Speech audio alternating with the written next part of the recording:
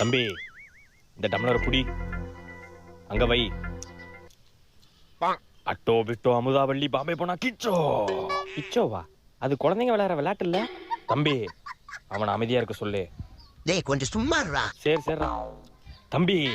இந்த வீட்ல இருக்கிறது ஒரு பொம்பளை பேய் தம்பி. பொம்பளை பேயா?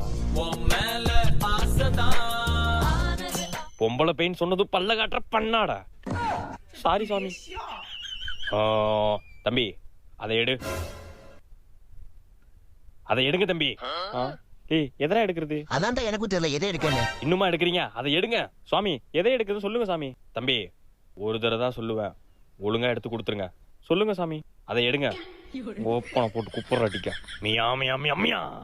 தம்பி அந்த டம்ளர்ல தண்ணி இருக்கா பாரு. இருக்கு சாமி. இருக்கா? அந்த தண்ணியில தான் பேய் இருக்கு.